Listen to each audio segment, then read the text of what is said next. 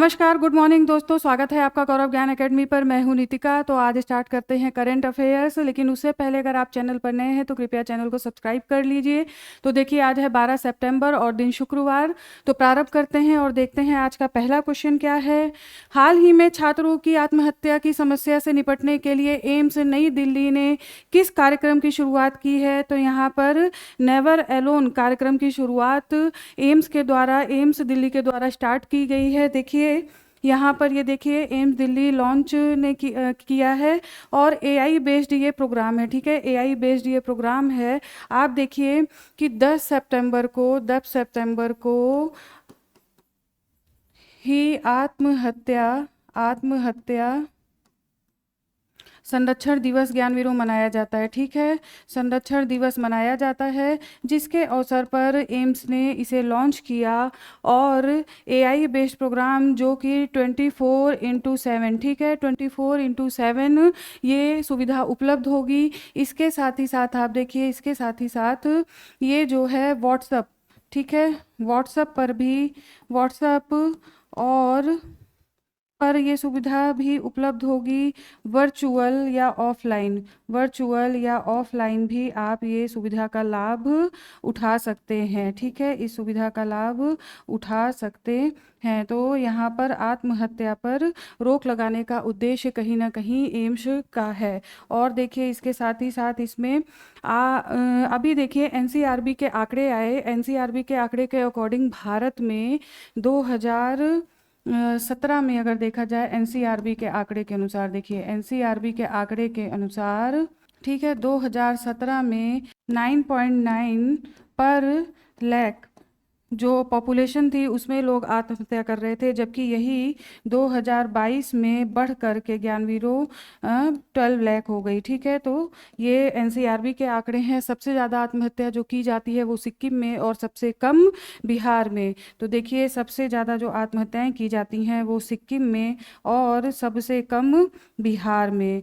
तो ये एनसीआरबी के आंकड़े हैं। चूँकि आत्महत्या से संबंधित ये चीज़ें चल रही हैं तो इसको आप ध्यान रखिए। आ जाइए नेक्स्ट क्वेश्चन देखते हैं क्या है। भारतीय सेना ने सुरक्षित संचार के लिए व्हाट्सएप की जगह किस स्वदेशी मैसेजिंग प्रणाली को अपनाया है? तो यहाँ पर राइट आंसर है संभव। ठीक है, संभव मैसेजिंग प्रणाली। देखिए इसमें क्या क्या इंपॉर्टेंट है, इसका सबसे पहले फुल फॉर्म देख लीजिए, secure army mobile Bharat version. ठीक है, इसका फुल फॉर्म, क्योंकि क्वेश्चन यहाँ से भी पूछा जा सकता है। और ये इसके जो हैं इसके विशेषताएं, मल्टी लेयर इंस्क्रिप्शन, 5G सक्षम हैंडसेट, नेटवर्क आगे कार्य क्षमता, प्री लोडेड कॉन्ट्रैक्ट डायरेक्टरी और अनुसंधान और तकनीकी कंपनियों का सहयोग। देखिए मल्टी लेयर इंस्क्रिप्शन का मतलब होता है कि वहाँ पर कई सारे इंस्क्रिप्शन के साथ इसमें विशेषता देखने को मिलेगी। 5G सक्षम है, 5G नेटवर्क के साथ कार्य करेगा। नेटवर्क आगे कार्य क्षमता का यहाँ पर मतलब है कि एयरटेल और जियो जैसी कंपनियों के साथ भी, उनके नेटवर्क के साथ भी ये सुरक्षित तौर पर एप्लीकेशन कार्य करेगा। और अनुसंधान और तकनीकी कंपनी सहयोग है, तो बिल्कुल अनुसंधान और तकनीकी कंपनी के सहयोग के माध्यम से ही ये स्टार्ट किया गया है। इसके साथ ही साथ अगर आप देखें अन्य कुछ फैक्ट्स देख लीजिए, जैसे कि रक्षा मंत्रालय ने 2025 को सुधारों का वर्ष, ठीक है, सुधारों का वर्ष घोषित किया है। तो ये आप ध्यान रखिए। इसके साथ ही साथ कुछ आप देख लीजिए कुछ फैक्ट और, जिसमें कि ऑपरेशन महादेव के बारे में आपको पता होगा। तो ऑपरेशन महादेव चलाया गया था जम्मू कश्मीर में, ज्ञानवीरों, जम्मू कश्मीर में। और ये आतंकवादियों के खिलाफ, ठीक है, आतंकवादियों के खिलाफ ये चलाया गया था। ठीक है, आतंकवादियों के खिलाफ।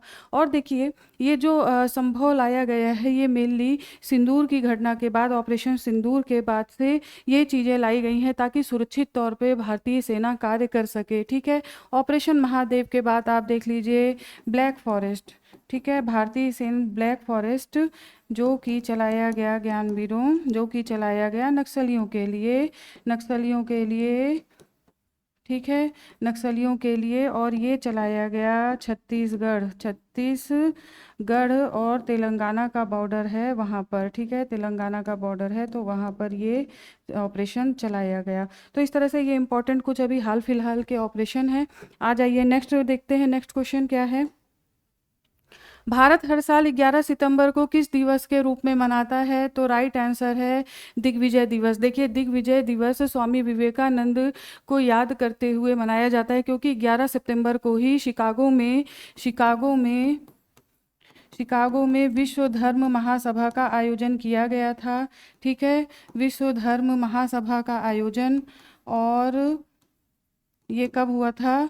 11 सितंबर 1893 में। ठीक है, जहाँ पर स्वामी विवेकानंद ने वर्ल्ड फेमस भाषण दिया था। बहुत लोग उससे प्रभावित हुए, अमेरिकन्स उससे प्रभावित हुए थे, और उन्होंने जो भाषण की शुरुआत की थी वो मेरे अमेरिकी भाइयों और बहनों, तो इसकी वजह से सभी लोग उनकी पर्सनालिटी से बहुत प्रभावित हुए। तो आपको ये ध्यान रखना है, रामकृष्ण मिशन की स्थापना यहाँ पर भारत में रामकृष्ण मिशन चलाया था, आपको पता होगा, स्वामी विवेकानंद। आ जाइए नेक्स्ट क्वेश्चन देखते हैं। हाल ही में फ्रांस में किस नाम से विरोध प्रदर्शन हुए जिसमें लाखों लोग राष्ट्रपति मैक्रों इस्तीफे और बजट कटौती के खिलाफ सड़कों पर उतरे? तो यहाँ पर देखिए, ब्लॉक एवरीथिंग अभियान चल रहा है, फ्रांस के लोग सड़कों पर उतर गए हैं।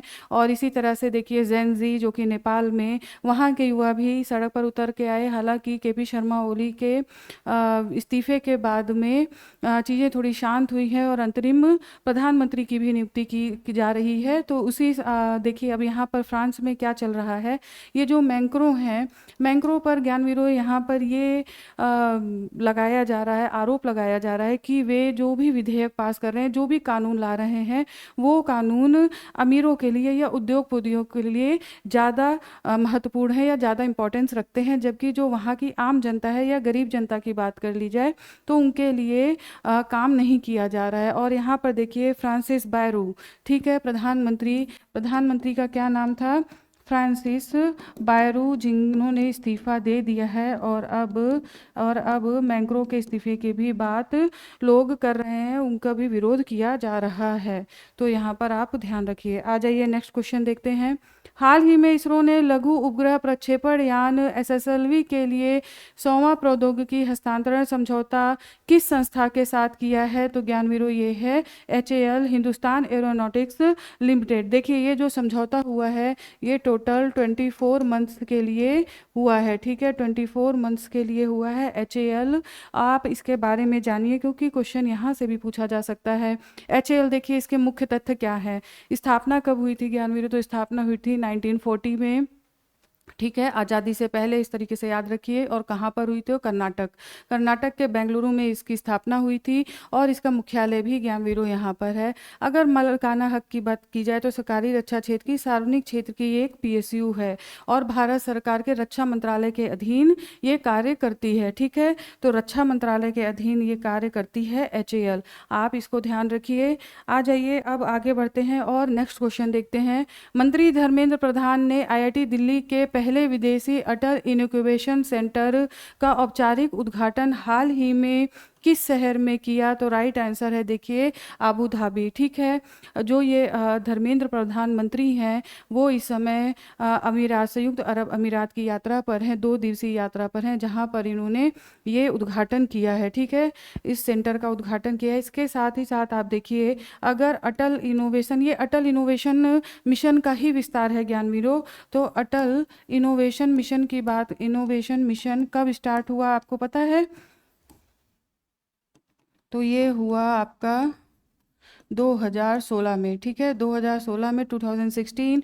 और नीति आयोग ने इसे स्टार्ट किया था, नीति आयोग ने। आज हम जितने भी स्टार्टअप्स और नवाचार की बातें करते हैं तो कहीं ना कहीं यहीं से उसकी स्टार्टिंग है। ठीक है, स्टार्टअप और नवाचार, देखिए भारत में जो आने वाला समय है, जिस तरह से सरकार की नीतियाँ चल रही है ना, तो वहाँ पर स्टार्टअप को बहुत महत्ता दी जा रही है। ठीक है, स्टार्टअप और नवाचार, नवाचार नवाचार का प्रारंभ यहीं से हम देखने को मिलता है। अगर हम मुख्य घटक की बात करें इसके ज्ञानवीरों, क्योंकि अटल इनोवेशन ये जो मिशन है उसका जब विस्तार हुआ तो उसके कुछ मुख्य घटक साथ के साथ आते गए, जिसमें कि पहला देखिए मुख्य घटक की अगर हम बात करें तो उसमें होगा आपका, ठीक है, अटल अटल टिंकरिंग अटल टिंकरिंग लैब्स, ठीक है।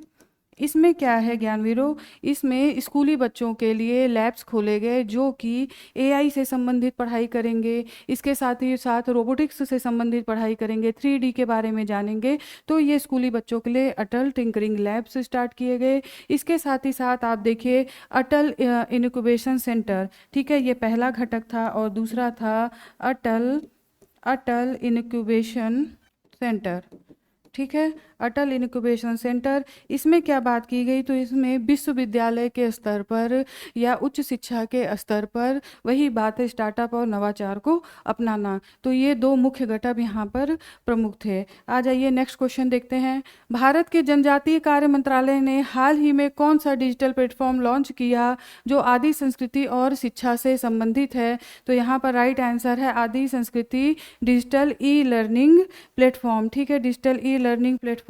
इसमें देखिए आप, इसमें राष्ट्रीय सम्मेलन कहाँ पर आयोजित हुआ ज्ञानवीरों? तो राष्ट्रीय सम्मेलन का आयोजन कहाँ पर हुआ? तो दिल्ली में हुआ, ठीक है, दिल्ली में हुआ। दिल्ली में आदिवासी कर्मयोगी अभियान के तहत ये घोषणा की गई। ये प्लेटफॉर्म आदिवासी कर्मयोगी अभियान के तहत, ठीक है, कर्मयोगी अभियान के तहत ये घोषणा की गई। और देखिए इसके साथ ही साथ आप देखिए ये जनजातीय कार्य मंत्रालय के अंतर्गत कार्य करेगा। मंत्रालय भी आपसे पूछा जाता है, तो जनजातीय कार्य मंत्रालय के अंतर्गत कार्य करेगा, कार्य मंत्रालय के अंतर्गत। और उद्घाटन ज्ञानवीरों किसने किया? तो उद्घाटन किया दुर्गा जो जनजातीय कार्य मंत्रालय मंत्री हैं दुर्गा दास उइके, ठीक है, दुर्गा दास उइके के द्वारा उद्घाटन किया गया। इसके साथ ही साथ इसमें 3 मुख्य घटक देखे गए ज्ञानवीरों, 3 मुख्य घटक। इसमें जो घटक है वो देखिए आप, इसमें 3 स्तंभ देखे गए, तो ये भी जानिए आप। आदि विश्वविद्यालय, ठीक है, आदि विश्वविद्यालय, आदि हाट और आदि संपदा, ठीक है, आदि संपदा। ये 3 प्रमुख स्तंभ यहाँ पर हैं। आदि विश्वविद्यालय, इसमें 45 से अधिक लर्निंग, ऑनलाइन लर्निंग की बात की गई है जिसमें वे कोर्स कर सकेंगे। आदि हाट का मतलब है ई मार्केट से जुड़ा जा सकेगा, इनके जो आदिवासियों के बनाए गए उत्पाद है उसको ई मार्केट प्लेस से जोड़ेंगे। और आदि संपदा यानी कि इनसे संबंधित जो सामान है, जो चीज़ें हैं, उनको संरक्षण किए जाने का प्रयास आदि संपदा के अंतर्गत किया जाएगा। तो यहाँ पर इंपॉर्टेंट है, तनाव के बीच इथियोपिया ने हाल ही में किस परियोजना का उद्घाटन किया जो अफ्रीका की सबसे बड़ी जल विद्युत परियोजना है? तो देखिए राइट आंसर है यहाँ पर ग्रैंड इथियोपिया रेनेसा बांध, ठीक है, ग्रैंड इथियोपिया रेनेसा बांध। देख लीजिए यहाँ पर, ये मैप के अकॉर्डिंग आपको ज़्यादा अच्छे से समझ में आ जाएगा। ये हो गया आपका मिस्र, सूडान और ये हो गया इथियोपिया, ठीक है। तो इथियोपिया में ये बांध है और मेनली देखिए ये जो प्रॉब्लम है इन तीनों ही देशों के मध्य, इथियोपिया, तीनों ही देशों के मध्य इस बांध को लेकर विवाद है, ठीक है, इथियोपिया, मिस्र और सूडान। तो देखिए इसकी जो नींव रखी गई थी इस बांध की, तो वो 2011 में रखी गई थी और पूरा ये अब जा कर के हुआ 2025 में, ठीक है, 2025 में हुआ। तो समस्या कहाँ पर है ज्ञानवीरों? देखिए ये है नील नदी, आपको स्पष्ट दिख रहा होगा, ये है नील नदी। 2 शाखाएं हैं नील नदी में, अगर आप देखें तो ये है ब्लू नील और एक है वाइट नील। वाइट नील का जो उद्गम होता है वो, वाइट नील का यानी कि श्वेत नील का जो उद्गम होता है वो रवांडा या बुरुंडी से, ठीक है, रवांडा या बुरुंडी से होता है। और जो ब्लू नील है, ठीक है, जो ब्लू नील है उसका जो उद्घाटन होता है ज्ञानवीरों वो ताना झील ताना झील इथियोपिया से ही होता है। तो अब विवाद देखिए कहाँ पर है, और ये दोनों ही जो देखिए ये दोनों ही शाखाएं सूडान की राजधानी खार्तूम में आकर के मिल जाती हैं, और फिर इसके बाद नील नदी भूमध्य सागर में जाकर के विलीन हो जाती है। तो ये पूरी यहाँ पर नील नदी की बात है। अब देखिए यहाँ पर विवाद किस चीज़ को लेकर के है। इथियोपिया अपने संप्रभुता के आधार पर इस बांध पर अपना अधिकार मानता है, जबकि इजिप्ट ये कहता है कि जल संकट की समस्या हो जाएगी। ठीक है, जल संकट की समस्या हो जाएगी, इजिप्ट ये बात करता है, जल संकट की समस्या हो जाएगी। ठीक है, और सूडान क्या कहता है, ठीक है इस बांध से लाभ तो होगा, लेकिन मुझे भी संचालन का अधिकार मिलना चाहिए, मुझे भी संचालन का अधिकार मिलना चाहिए, ये बात करता है सूडान। ठीक है, तो इस तरह से यहाँ पर ये तीनों ही देशों का विवाद है। अगर हम मिस्र की राजधानी की बात करें तो वो है काहिरा। सूडान की राजधानी की बात करें तो खार्तूम, अभी मैंने बताया। ठीक है, और इथियोपिया की अगर हम बात करें तो ये हो जाएगा आदिस अबाबा। तो राजधानी भी याद होनी चाहिए आपको। अभी कितने स्टूडेंट से अगर पूछ लिया जाए ना कैपिटल, तो अपने सेवन सिस्टर की कैपिटल नहीं याद होगी। बहुत सारे स्टूडेंट्स के साथ ये प्रॉब्लम है, लेकिन ठीक है चलिए, ये हो गई राजधानी। आ जाइए नेक्स्ट क्वेश्चन देखते हैं। हाल ही में कौन व्यक्ति दुनिया का सबसे अमीर बन गया जिसने एलन मस्क को पीछे छोड़ दिया? तो देखिए ये है लैरी एलिसन। लैरी एलिसन, इनकी कंपनी का नाम है जो सॉफ्टवेयर कंपनी है, देखिए सॉफ्टवेयर कंपनी है वो है ओरेकल। ठीक है, ओरेकल, तो आपको ये भी ध्यान रखना है ओरेकल। और एलन मस्क अब सेकंड पोजीशन पर आ गए हैं, लैरी एलिसन पहले स्थान पर, ध्यान रखिए। आ जाइए नेक्स्ट क्वेश्चन देखते हैं। अनुपम खेर की चौथी पुस्तक डिफरेंट बट नो लेस किस विषय पर आधारित है? तो ये विषय है उनकी आगामी फिल्म तन्वी द ग्रेट के निर्माण की कहानी। देखिए डिफरेंट बट नो लेस उनकी चौथी पुस्तक है, तो आप इनसे तो अच्छे तरीके से ही वाकिफ़ होंगे अनुपम खेर जी। ठीक है, इनकी पुस्तक के बारे में पूछा जा सकता है, याद रखिए। आ जाइए नेक्स्ट क्वेश्चन देखते हैं। हाल ही में केंद्र सरकार ने किस रेल परियोजना के दोहरीकरण को मंजूरी दी है? तो यहाँ पर देखिए भागलपुर दुमका और रामपुर हाट रेल लाइन। ठीक है, इसके मंजूरी दी गई है इसके दोहरीकरण में। इसमें क्या क्या चीज़ें हैं? तो ज्ञानवीरों पहली बात आप ये देखिए कि ये किन किन राज्यों में है। तो ये है बिहार, ठीक है, बिहार और झारखंड, पश्चिम बंगाल। ठीक है, पश्चिम बंगाल में ये रेल लाइन है दोहरीकरण जिसको मंजूरी दी गई है। इसमें देखिए 177 किलोमीटर 177 किलोमीटर का दोहरीकरण किया जाएगा, तो यहाँ पर ये है। इसके साथ ही साथ 3169 करोड़ का यहाँ पर निवेश, यानी कि इसके माध्यम से इसको ये परियोजना को पूरा किया जाएगा। अब देखिए यहाँ पर जो बात है वहाँ ये बताया जा रहा है कि करीब 29 लाख लोगों को 28-29 लाख लोगों को लाभ मिलेगा। इसके साथ ही साथ करीब 441 गांवों को भी लाभ मिलेगा, जिसमें नीति आयोग ने जो 3 आकांक्षी जिले हैं, नीति आयोग के आकांक्षी जिलों में 3 आकांक्षी जिले भी यहाँ पर इसमें आएंगे। तो उस 3 जिले का नाम देख लीजिए। 3 जिले का नाम क्या है? वो है बांका, ठीक है, गोड्डा और एक है, ठीक है, बांका, गोड्डा और दुमका। तो ये 3 जिले यहाँ पर आएंगे। इसके साथ ही साथ ज्ञानवीरों यहाँ पर 2 पवित्र स्थल यानी कि धार्मिक स्थान भी यहाँ पर आएंगे। तो उसमें से एक का नाम है देवघर बाबा बैद्यनाथ धाम, झारखंड में। ठीक है, देवघर जो कि बाबा बैद्यनाथ धाम के नाम से भी जाना जाता है, ये झारखंड में है, बैद्यनाथ धाम। ठीक है, झारखंड। और दूसरा है तारापीठ शक्तिपीठ। ठीक है, तारापीठ शक्तिपीठ पश्चिम बंगाल में। तो ये 2 धार्मिक स्थल भी इस रेलवे लाइन के तहत, इस रेलवे लाइन से गुजरेंगे। नेक्स्ट आ जाइए, नेक्स्ट देखते हैं। आईसीसी ने महिला विश्व कप 2025 के लिए कौन सा अभियान शुरू किया है? तो ये है विल टू विन, ठीक है। विल टू विन यानी कि संघर्ष से सफलता की कहानी, संघर्ष से सफलता तक की कहानी, संघर्ष से सफलता तक की कहानी। और अगर इसमें भारत की बात की जाए, सफलता तक की कहानी, भारत के जो 2 महिला क्रिकेटर्स को लिया गया है वो है हरमनप्रीत कौर और स्मृति मंधाना, ठीक है। ये एक फिल्म है ज्ञानवीरों, जो टिकट के साथ ही, जो सामान्य टिकट बेचा जा रहा है उसके साथ ही इसे लॉन्च कर दिया गया है। तो स्मृति मंधाना, ये 2 भारतीय क्रिकेटर्स के बारे में इसमें है। इसके अलावा आप देखिए, इसका पिक्चर देख लीजिए, विल टू विन।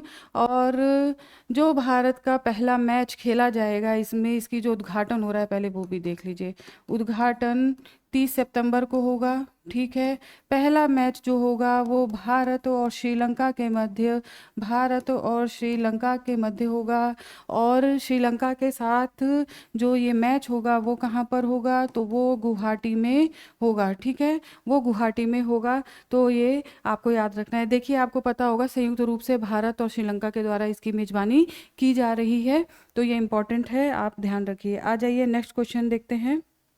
मिजोरम को पहली राजधानी एक्सप्रेस ट्रेन की सौगात मिली है। इस ट्रेन का उद्घाटन प्रधानमंत्री नरेंद्र मोदी द्वारा किस तारीख को किया जाएगा? तो देखिए, राइट आंसर है 13 सितंबर 2025 को, ठीक है। 13 सितंबर 2025 को प्रधानमंत्री के द्वारा किया जाएगा उद्घाटन। और ये जो है राजधानी एक्सप्रेस, ये कहाँ से चलेगी? सैरांग यानी कि आइजोल और नई दिल्ली तक, ठीक है, नई दिल्ली तक ये पूरा रूट है।